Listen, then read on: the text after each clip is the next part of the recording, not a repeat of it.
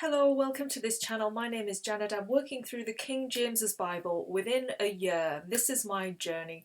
Today I'm in the book of Samuel. I'm in the second book and I'm working through the final two chapters of this book, which is chapter 23 and 24. So let's get going and summarize each one.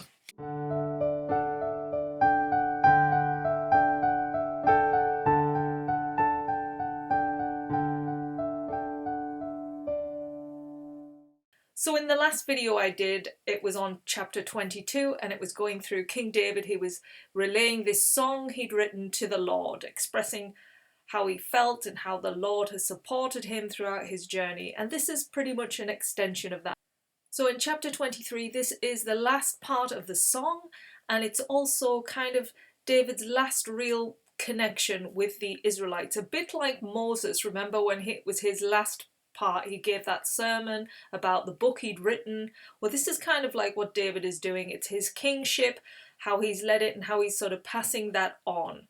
So the final part of the song kind of goes into detail of how the Spirit of God spoke through David, and he expresses how to rule in the fear of God. So kind of like you've got to follow those commandments, they are the law. When you step outside of those, then condemnation comes.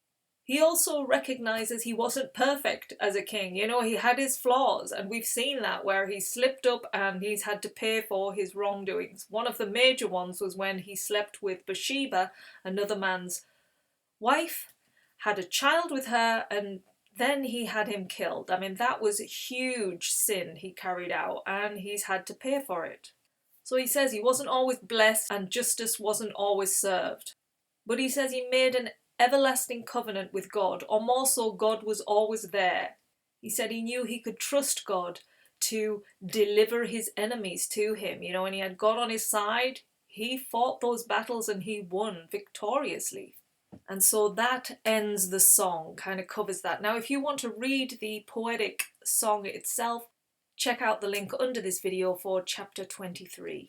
David then highlights three of his mighty men that is part of his team, who used his spear and won many battles amongst the Philistines. And these three men were, here we go with the pronunciations, Josheb-Basshebeth.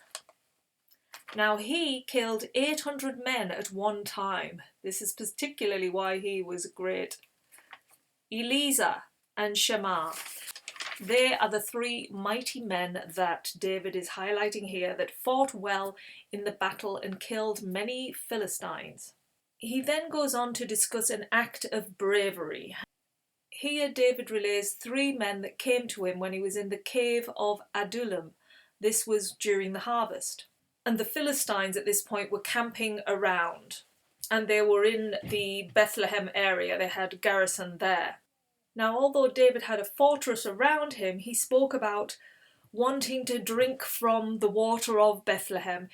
He spoke this out loud, and it wasn't an order to anyone, it was just something he longed for. So, three of his men, chief men, they went out throughout the Philistines to get this water for King David, and they brought it back. And when he got it, he was so in honour of what they'd done for him, he didn't drink it. He poured it in and gave it to the Lord because he felt it was almost like the blood that could have been shed had they been killed in getting it, so he sacrificed that water to the Lord. He then goes on to honour two men. Abishai, the brother of Job, who battled against 300 men. Benaiah, the son of Jehoiada, and he was famous for both his battle against men and beasts, like lions, things like that. That's what he was known for. So in the final part of this chapter, David goes over the 37 mighty men in his army that became mighty because they'd come to him when he was in exile, when he'd fled from King Saul. He was in this cave on his own, his brothers came to him, and the men that were distressed, the men that were discontent with life, they felt like they didn't belong, and yet they joined with David and they became these warriors of men. And he wanted to recognize that within them, that they'd become so powerful in their own right. That's what happens, I guess, when you become part of a team, part of a tribe where you feel like you belong. So that closes our chapter 23. So as we open chapter 24, it starts kind of saying that God's anger rises through David and he moves to take a censer of Israel. Now this kind of doesn't mean God himself. When I've read into this, it seems it means like Satan came in and sort of took a hold. He maybe saw it as God in an angry state. But I think it was also part of that wanting to show his own, like, look what I've achieved by counting how many men, look at the expansion I have made, my men type of thing. So he asks Job, his side army captain, to go and count all of the Israelites and the Judah tribe. Now Job actually questions this. He knows. It's like, well, do we really need to do this? What's the point of this? And David is like, no, yeah, this needs to be done. And the chief captains, they go out and they've got a long journey. You've got to think that the Israelites are all over the land, the promised land. They're not just in one location. They're on foot as well. They didn't have cars and things like that. So they had to go out amongst the people and count them all. And that is exactly what they did. It took them in total 9 months and 20 days to count everyone. And then they come back to King David and they tell him how many. So the valiant men of the Israelites and all those tribes came to 800,000. And the Judah tribe alone was 500,000. So it just gives you an idea of the size of the Judah tribe, including all of those other 11 Israelite tribes. That's a huge number. Now, once David had this count of all of the people, he then realised this wasn't something he should have done. This wasn't what God had really asked of him. This was his own doing, and he kind of turns to the Lord and apologises in a way like, you know, I've sinned again, look, I've gone off course, just as he's sort of finishing his kingship, really. So he puts it to the Lord to judge him. And God does just that through a prophet named Gad. So Gad comes to him and he says, okay, the Lord has judged you and he's going to give you 3 choices for your kind of punishment. The first option is 7 years of famine in the land. The second option is you can flee for 3 months with your enemies in hot pursuit of you.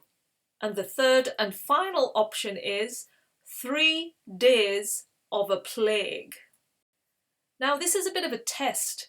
I was reading the Enduring Word and it was describing there that, you know, famine would hit mainly the poor. Those who were wealthy would be able to get over it because they would probably have a lot of storage. So a famine would affect mainly the poor.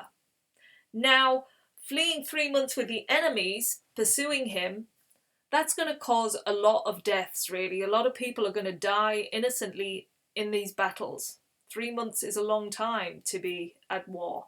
So David chose option 3, the plague. And it'll affect everyone. It won't just affect the poor, it'll affect the rich as well. So this is what he requests. And the very next day, a plague strikes the land of the Israelites. And at this point, David goes to God and said, can this not just be me and my household? Can you sort of leave the other Israelites alone? But God wouldn't listen. And those are the ones that died. 70,000 people died. So David decides he's going to build an altar. And he goes to the threshing floor of Aruhah. And he's a Jebusite. And he wants to pay for the altar because that's what David wants to do. He wants to give himself. But Araunah, he doesn't want anything. He's like, no, just have it. But David's insistent. He's like, no, I want to pay for this. So once the altar is built, David offers up to the Lord burnt offerings and peace offerings, and this ends the plague in the land of the Philistines. And this is where chapter 24 and the book of Samuel ends also. So that's it for this book. We'll be moving into the Kings, which is the next series of books after this one. So thank you for watching, and I'll be back tomorrow with more chapters within the King James's Bible. Take care, everyone. Bye.